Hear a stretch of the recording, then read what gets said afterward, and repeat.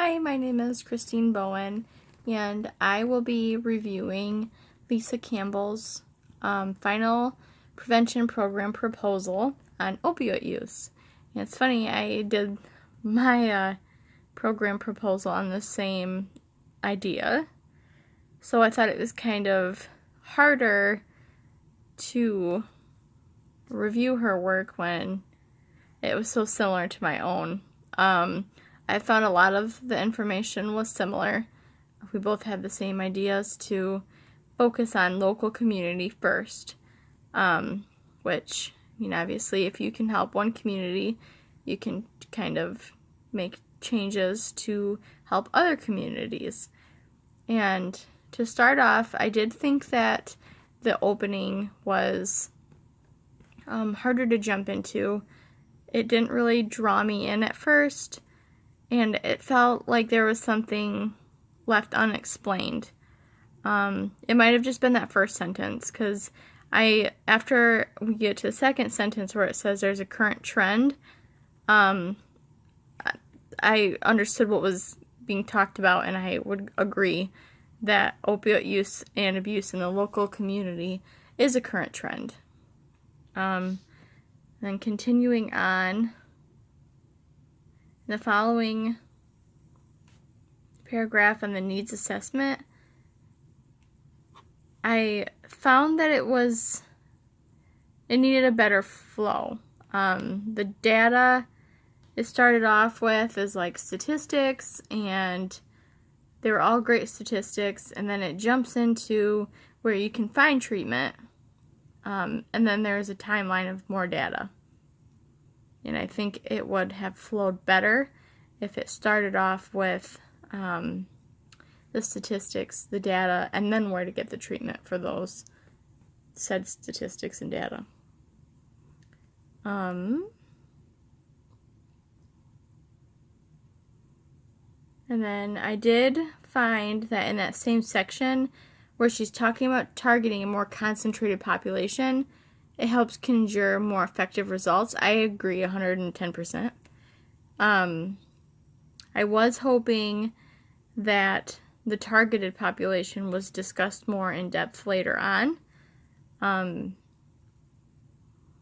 I did mention in mine, for example, that if we can target on a concentrated population and we can find that there is an effective result happening, then we can tweak the information we're using to be more targeted to a different specific population.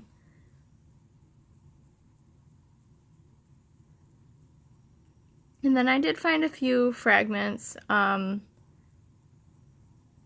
later on in the capacity considerations. There's a lot of great information there on how to build the trust and sustain successful relationships with the partners needed for this kind of project proposal. Like, for example, it starts off with gaining trust, build a relationship, attend meetings. Those are great points, absolutely. They do need to have a better flow into the next segment, though. There's like 3 broken sentences right in a row. And then she has a lot of great information on the existing partnerships, which I'm assuming is because she already works in this field. She has a better understanding of what's needed for maintaining great relationships with the business partners needed.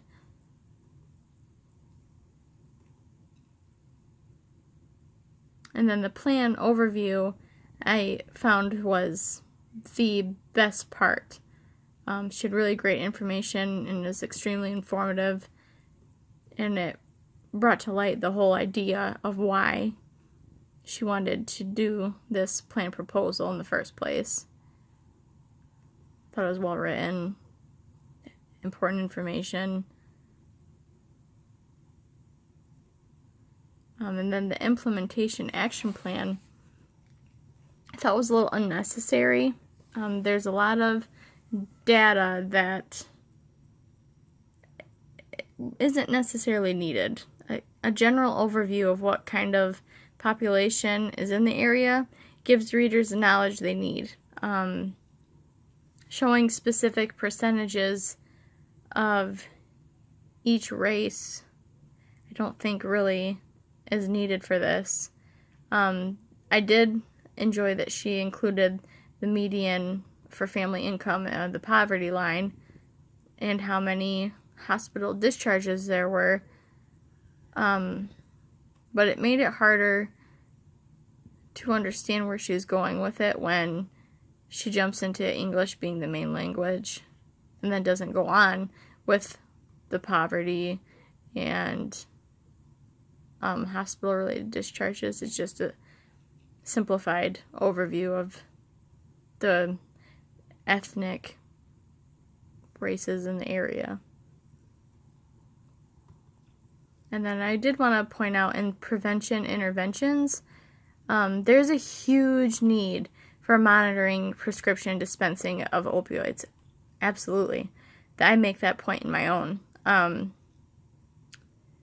It's hard to do so, though, when there are already so many trackers put into place and people continuously find ways around that.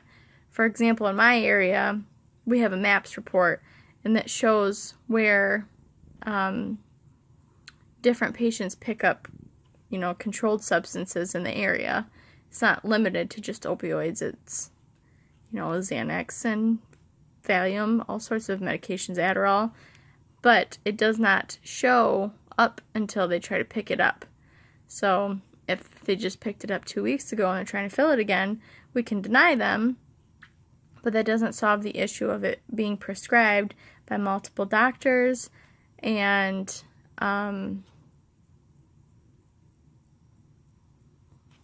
multiple doctors and the same doctors even. They get therapy changes, patients pay cash for them, and then even if the insurance is billed, they can still find ways around that too, like paying cash, like I just said. And pharmacies even have a limit to how much they can order in a year. I work in a pharmacy, and we met our cap for extended release Adderall 20 milligrams in 2017. We couldn't order any more in the last month because there was too much already ordered in the year. But, I mean, that's the very last place for the controlled substances to be controlled and tracked, and I don't think that it's going to happen elsewhere if people aren't educated first. And then my next point was going to be in the community level logic model on page 9. She does say to involve everyone, community leaders, pharmacies, clinics, the people with the opioid addictions. And I agree. I think it's important also for everyone in that community involvement to be triaging. It's hard to have specific care for patients if not everyone is on the same page. And then in the outcome measures section on page 11, I thought that her information there was very excellent. It made me actually question how I did my own outcome measures, and I enjoyed how she laid it out too. It's easy to read. It shows exactly what to be done, and then it goes into the timeline, and I thought that was an excellent breakdown too. My only adding of that part would be a follow-up down the road. The conducting of this should last, I put a year and a half, she says a year, so we had about the same timeline on that frame. But I also think that following up in another year might be an ideal point to make here to see how the community is affected by this plan proposal. Otherwise, she did a great job. Thank you.